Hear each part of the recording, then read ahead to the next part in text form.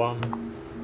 All praise, honor, and glory unto the Most High, Yahweh Ba'asham Yahwashai, Ba'asham Rakakodash, the Lord unto the elders and the apostles of the great millstone, and salutations to all you sincere Kiam. And this is your brother Abawan back again with another video through the spirit and power of Yahweh Ba'asham Yahwashai, Ba'asham Rakakodash. All praises and glory is due. And the title of this video will be non-existent hell. Alright, because hell is not a real place, and it is just simply a descriptor for a condition. The Christian hell, the hell that is being taught by contemporary modern wacky-tacky plantation Christianity, is not real. When you die, you do not go and burn in hell. Okay, hell is a pagan belief.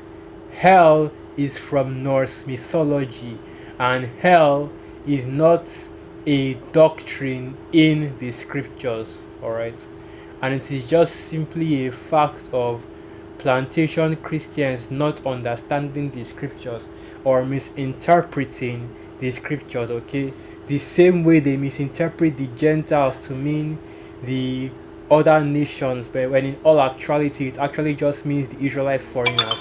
The same way they misinterpret the world that is written in the scriptures rather than the orderly arrangement of our people, the Israelites, the so-called Negroes, Latinos, and Native American Indians. They see world as all people on the earth. Alright.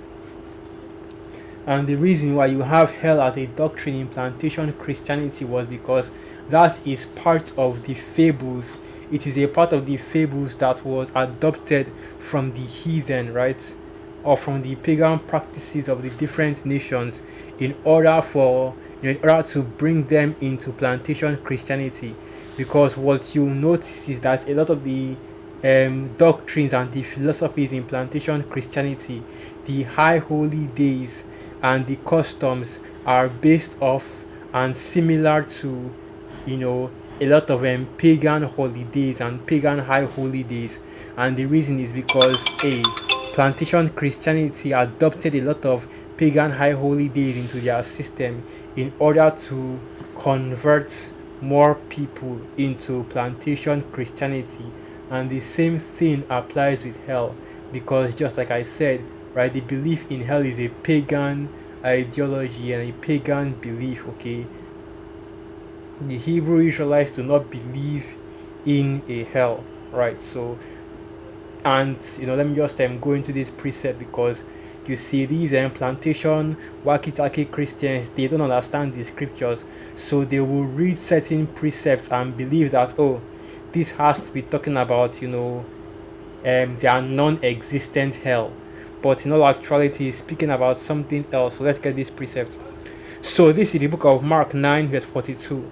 And whosoever shall offend one of these little ones that believe in me, it is better for him that a millstone were hanged about his neck, and he were cast into the sea. And if thy hand offend thee, cut it off. It is better for thee to enter into life maimed, than having two hands to go into hell, into the fire that never shall be quenched. Right? And just by reading this precept, you can clearly see that this is allegorical. It is a parable. It is a deep, dark saying. It is not to be taken literally. Okay, because what do you mean, right? That if your hand offends you, you should cut it off, because it is better for you to go into the kingdom, right? So go into life maimed. Does that mean that if you go into the kingdom, you are going to go into the kingdom without an arm or without a leg? Hell, does this even mean that you should cut off any part of your body that you feel is causing you to have temptation, even though the scriptures clearly tells you in the Old Testament that let's go to that, right? Broken, I think it's broken back or broken foot, right? Let's get that. That basically, if you have been maimed, you cannot become a priest. Okay,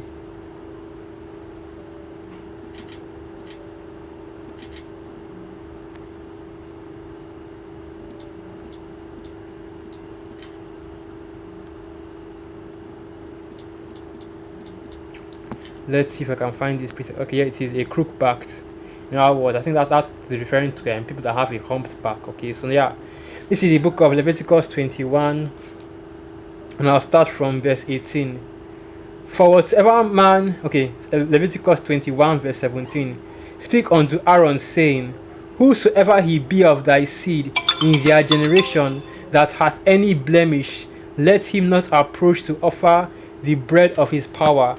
For whosoever man he be that hath a blemish, he shall not approach, a blind man, or a lame, or he that hath a flat nose, or anything superfluous, or a man that is broken footed, or broken handed, or a crook backed, or a dwarf, or that hath a blemish in his eye, or be scurvy, or be scabbed, or hath his stones broken.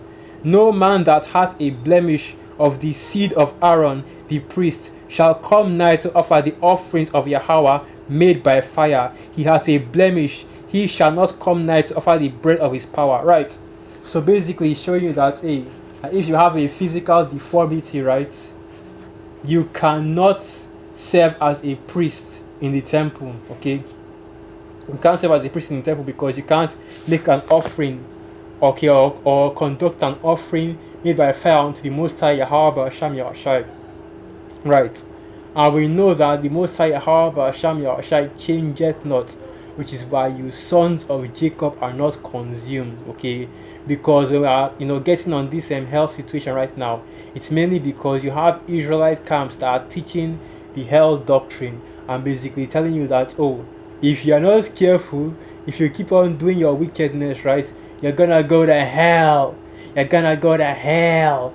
But we do not teach hell because hell is not a part of the scriptures, right? So understanding the scriptures and understanding the deep dark sayings in the scriptures, we know that when it is talking about, hell, okay, it is rather talking about the destruction that is coming upon America, Babylon the Great, because as we know, okay, hell is a condition and not a place. And the Most High Yahweh B'Hasham Yahushua is bringing the condition of hell upon this kingdom in the last days, okay? And the hell is referring to, in this case, the lake of fire, not, okay, a planet hell or a place you burn for all eternity. Now, Mark 9, verse 45. And if thy foot offend thee, cut it off. It is better for thee to enter halt into life, than having 2 feet to be cast into hell, into the fire that never shall be quenched, where the worm dieth not, and the fire is not quenched. And if thine eye offend thee, pluck it out. It is better for thee to enter into the kingdom of the Most High Yahweh B'Hasham Yahushai with 1 eye, than having 2 eyes to be cast into hell fire, where the worm dieth not, and the fire is not quenched. For everyone shall be salted with fire, and every sacrifice shall be salted with salt. Right. And this is just showing you once again that it's not referring to a planet hell or a place where you burn for all eternity, but rather it's referring to the nuclear destruction that is coming upon Babylon the Great, right? Because when it talks about, cutting off your right hand, or cutting off your foot, or plucking out your eye, it's not actually saying that you should, cut off these actual parts of your body, but it's a parable, right? A deep dark saying. And what it is saying is, you got to cut off anything that does not benefit you in this truth, right? Anything that can lead you or cause you to fall out or fall back into the world or bring you temptation, you have to cut it off, right? And that's usually what brothers do when they come into this truth, right? When they come and they repent, right? They are cutting off every aspect of the world that is causing, them to fall into temptation, right? Say for example, you have a job that it requires you to do some, to do some wickedness in it in order to get that money, right? Hey, cut that shit off, man. Or say you are in the world, right, and you are about to get a Hollywood contract, right? Being involved in these Hollywood events and so on and so forth, or about to get a music career or something like that, right? You have to cut those things off. Anything that will stop you from being 100% in this truth, you have to cut it off, because it's better for you to go into the kingdom without it, right, than to be destroyed here on the earth with it, right? And once again, when we speak of, the hell, and the hell which the Bible speaks of, right, it is it is layered, okay, different thing, because hell is really referring to different things, but the main thing hell refers to in the scriptures is the grave. It is death. When you die and you are cast into hell, all that means is your body is buried and begins to decompose, because there is no hell in the scriptures, okay. And let's get that precept, right? Let's get that precept.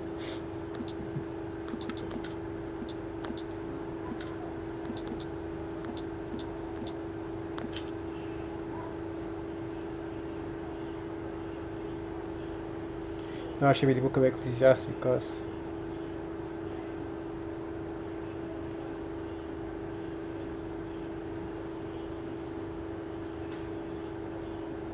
There it is. So this is the book of Ecclesiastes 3, verse 20. All go unto one place, all are of the dust, and all turn to the dust again. Who knoweth the spirit of man that goeth upward, and the spirit of the beast that goeth downward? Wherefore I perceive that there is nothing better than that a man should rejoice in his own works, for that is his portion. For who shall bring him to see what shall be after him? Right. So, the author, the King Solomon was basically going into, the end of a man, and what happens after death. And really, what happens is that, you just go into the spirit world. After all, it's not written, and that's of course in the Apocrypha. And there is no inquisition, right? Let's get that precept. Let's get that precept. There is no inquisition in the grave. Let's get that. And what that means is that, let's get that.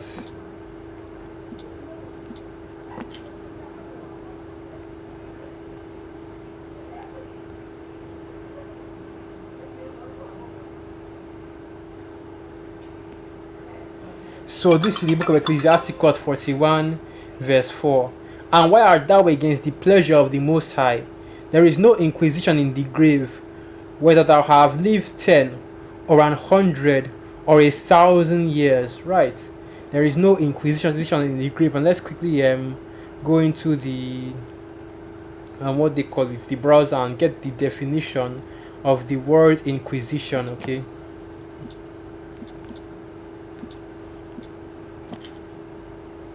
So this is the definition of the word inquisition: a period of intense and a period of prolonged and intensive questioning, an ecclesiastical tribunal established by Pope Gregory for the suppression of heresy.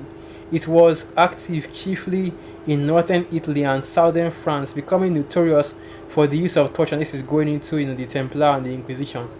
So basically, right, you know how the Christians do it, that when you go, when you die, your body goes to, the Most High Yahweh Hashem Yahushai, where you will await, where you will basically be tried and await your judgment, whether you get to go to the pearly gates of heaven or you have to go to the deep dark pit of hell, right?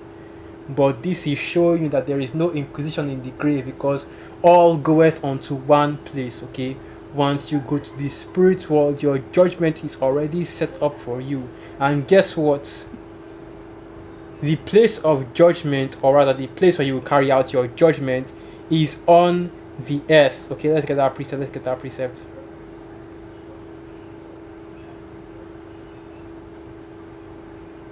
So this is the book of Ecclesiastes 3, verse 15. That which hath been is now, and that which is to be hath already been. And the Most High Yahweh Hashem Yahushai requireth that which is past. Right. So any sin, right, any iniquity you commit in your past life, okay, after you perish and you go into the spirit world, right, you will come back on the earth by way of reincarnation. Another thing that is in the scriptures, but you see, these wakitaki plantation Christians don't teach because they don't know the scriptures. So once you come back on the earth, you have to, you come back on the earth and you receive judgments for your wickedness during your past life. So Ecclesiastes 3, Verse 16. And moreover, I saw under the sun the place of judgment, that wickedness was there, and the place of righteousness, that iniquity was there. Right, and speaking of the earth, okay, because first and foremost, the place under the sun, and that where judgment is, iniquity is also, right. That's talking about here on earth, because the Most High Yahweh Basham Yahushai's judgment is going forth on the earth presently. But we see that the people of this world, right, are still heavily in iniquity, because hey, you just need to look outside, man. You just need to look at the things that these Babylonians are currently doing, and the people of this world are currently celebrating all the wickedness that goes on. And this is still the place of judgment, because you are seeing heavy judgment go forth throughout all the earth, but you are also seeing heavy wickedness go forth throughout all the earth, right? And the place of righteousness, that iniquity was there, right? And it's the same situation and it's the same situation, okay, where you have, you know, righteousness on the earth, because hey, even though this, as the scriptures say, our righteousness is as filthy rags, right, it is still counted as righteousness. And you see the same time you see the men of the Lord on the highways and byways doing the videos, doing the sit downs, doing the lessons, right, it's the same time you see the people of this kingdom, right, Saturday, because brothers are usually in camp Friday, Saturday, Sunday, and that's when these Babylonians get down on their heaviest forms of iniquity, right, especially on Sunday, with these plantation Christians going to this church, right, to give this wicked ass, sacrifice of praise, give this, to basically, stand over there and give all this praise and glory to Cesare Borgia, to Serapis Christos, especially Jake, man. Even here in Nigeria, everybody's always dressing up on Sunday to go to church. You want to go to church, you wear your Sunday best, and you go there, and you say that you are serving the Lord. But in reality, you are serving Cesare Borgia, okay? Serapis Christus, alright? And that's really what you are doing. So yeah, the place of judgment, okay, the place in which you carry out whatever judgment for whatever wickedness that you have done, is earth, okay, is right here on this earth, right? Because the spirit world is just where you go to rest from this perilous, wicked ass world that we're in right now. So yeah, let me get some things right here. So this is the etymology of the word hell, because like I said, okay, hell goes back to Norse mythology. It isn't based in the scriptures, right? Because even if you want to look for hell in the scriptures, the words you usually see are either Sheol, which just means the grave, it just means death. When you are buried, that is your hell in the Old Testament. It's like in the Old Testament. And in the New Testament, hell refers to Gehenna, okay? And Gehenna is just the Greek way of saying the valley of Hinnom, okay? Gehinnom, the valley of Hinnom, or the valley of the son of Hinnom. And if you know the history about the valley of Hinnom, you know that it's basically just like it says, a valley, a lowland where all the trash and junk and dirt is being stored. And also it was a place where the heathen, right, and even Jake as well, because you are also involved in that wickedness where sacrificing the firstborn children to Molech, passing their children through the fire for Molech, right? When the Most High talks about those things happening, it's actually speaking of them happening, okay? They were mainly happening at the valley of Hinnom. So now, the etymology of the word hell. The word hell has a long history and etymology rooted in Germanic languages, referring to a hidden place or the underworld. It is traced back to Proto-Germanic, meaning concealed place, the underworld, which itself is derived from Proto-Indo-European roots related to cover. In Norse mythology, Hel was a goddess and the name of the realm of the dead. In Old English, Hell referred to the underworld. Later, it was used in Christian context to translate the Hebrew term Gehenna and the Greek term Hades, both referring to the place of punishment in the afterlife, which of course, like I said, Gehenna was not referring to the place of punishment in the afterlife, because Gehenna was a real place on the earth. Gehinnom the Valley of Hinnom. Okay, so now let's go to the Slovakia. I need to go and close that. Let's go to the Etim online. The Etim online. All right, let's look for that. Here it is.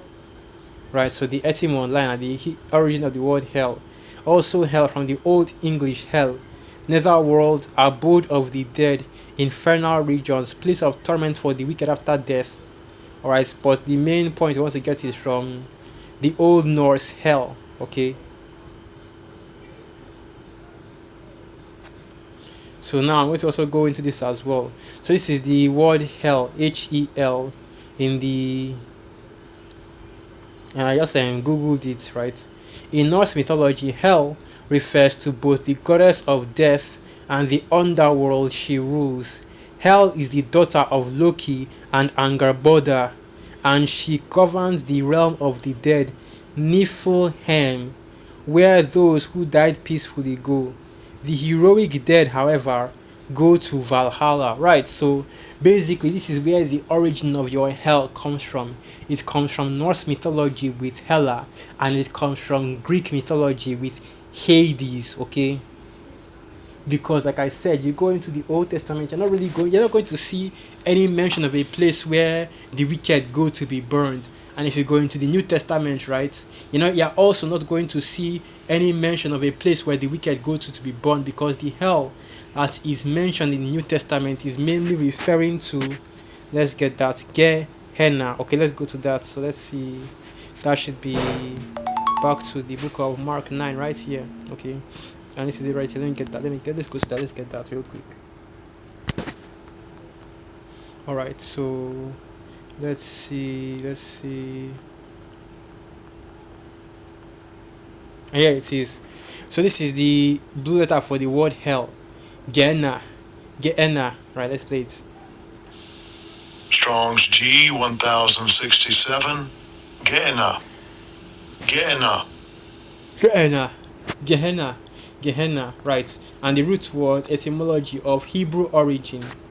Right, let's go to that. This one I believe this one is Gaha, Ga, Gaya, Gaya, Gaya. Alright, Gaya valley, steep valley, narrow gorge. So it's a compound word, both Ga and Hinnom, or Hanam, Ga Hanam, right? Ga Hanam, and the word is Hinnom, lamentation. A valley, deep and narrow ravine with steep rocky sides located southwest of Jerusalem, separating Mount Zion to the north from the hill of evil counsel, and the sloping rocky plateau of the mountain of Rephaim into the south. Right, and basically the reason why the valley of Hinnom, or Gehinnom, was seen so negatively, right, by Jake during that time, was because of not only the sacrifices that was going on in that region to Molech, but also because it was a dumping ground for waste. And you can go into the history of this, okay? And that's why, like, whenever you see hell in the New Testament, for the most part, man, it's either going to be speaking of Gehenna or Hades, and Hades is just another way of the Greek way of saying Gehenna, okay? Or rather, I should say that Hades is just a word that was used to substitute Gehenna, okay?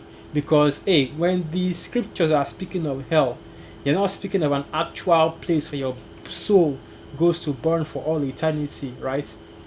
It is speaking of Gehenna, the valley of Hinnom, and it is using that as a reference for a low place, for the destruction, okay? Like I said, it's a metaphor, a deep dark saying that you can only get if you truly understand the scriptures. The Christians don't know things like this, right? They don't know the context of, or rather the context in which these things are written. The Christians can't go into the Greek, they can't go into the Hebrew, and that's why and the Spirit is not dealing with them, right? Imagine that they can't even pick a struggle. The Spirit is not dealing with them. That's why they don't understand these things. And it's a damn shame that you have Hebrew Israelite camps like the IUIC copying these doctrines and these ideologies, okay, rather than speaking against it. Right, so with that, I think I'll end the video right here. Once again, all praises, honor, and glory unto the Most High, Yahweh, Ba'asham, Yahweh, Ba'asham, Rakakwadash, Wa Abad Babal, and through the Spirit, I'll be Akim, and you are quite edified. Shalom.